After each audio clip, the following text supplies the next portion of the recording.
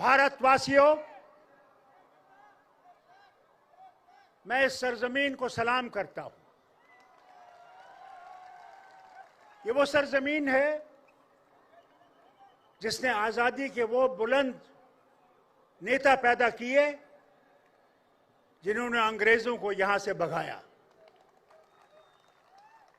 आज दूसरी मुबारक आपको यह करता हूं कि राहुल गांधी जी ने अपनी यात्रा यहां पे जो इन्होंने ईस्ट से शुरू की थी, आज बंबई में समाप्त हुई। इन्होंने, जैसे स्टालिन साहब ने कहा, कन्याकुमारी से शुरू की थी और कश्मीर आए थे। कश्मीर में बर्फ पड़ रही थी, कई लोगों ने जो इनके साथ थे उन्हें बर्फ देखी नहीं थी। ये है हमारा भारत,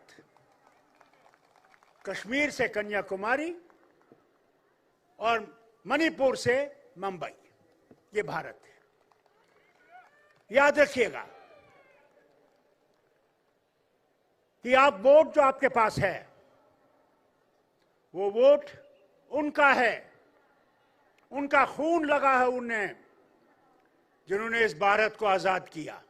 कभी भूलिए नहीं, वो सो गए मगर एक काम आपके लिए छोड़ गए कि इस भारत को बचाना है, इस भारत को सबके लिए रखना है।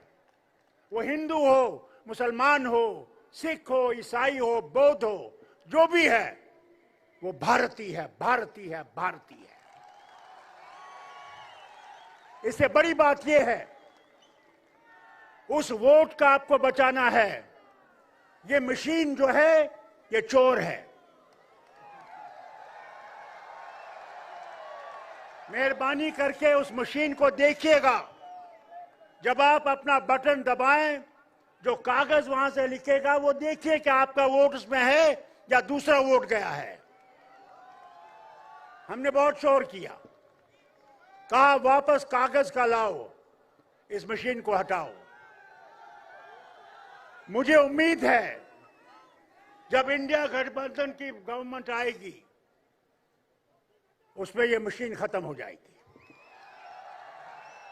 और दूसरी बात होगी कि इलेक्शन कमीशन जो है वो आजाद हो जाएगा, वो मुक्त हो जाएगा। उसमें वो लोग होंगे जो भारत से प्यार करते होंगे और इस मिट्टी को प्यार करते होंगे।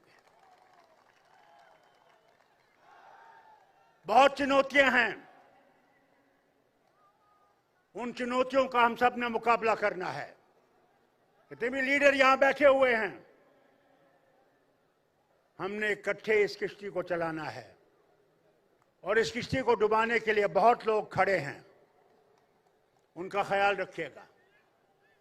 मगर अगर इंडिया मजबूत रहा और हम लोग सिर्फ ये सोच के निकलें कि हमने भारत को बचाना है, यहां के आईन को बचाना है, यहां के इंसान को बचाना है, तब सब कुछ ठीक होगा।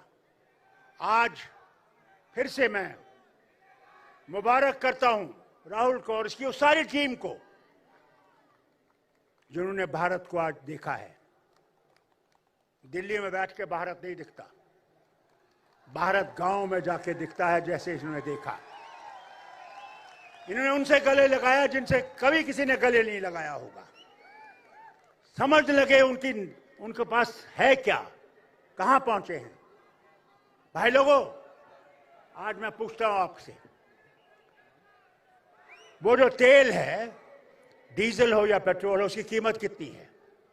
आज जरूर ने 2 रुपए कम किए हैं क्योंकि इलेक्शन आने वाला है।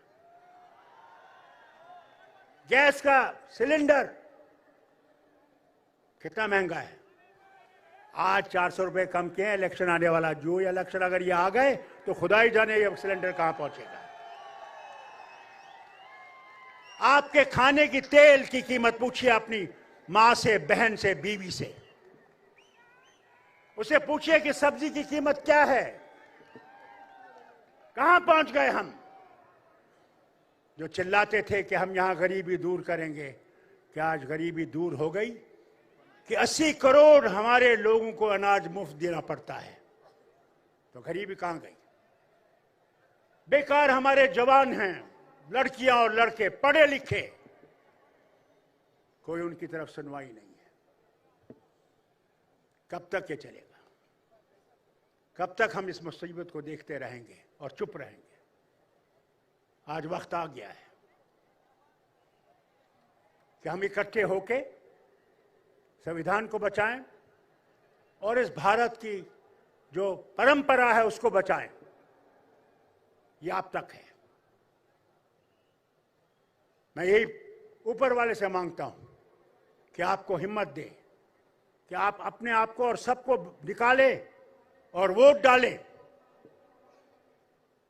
अगर आप वोट नहीं डालेंगे तो फिर आप कुछ नहीं कह सकते, मगर वोट डालिए, आपके हक में नतीजा होगा। यही कहकर मैं फिर से महाराष्ट्र कांग्रेस को मुबारक करता हूं जिन्होंने ये सम्मेलन आज यहां पे इंतजाम किया, और राहुल को मुबारक करता हूं कि इसने ये कदम उठाया और सारे भारत को देखा। मैं उम्मीद करूंगा कि आगे ये याद रखेंगे कि भारत को उठाना है तो अपने आप को कुर्बान करना है। ये याद रखिएगा। जय हिंद, जय महाराष्ट्र।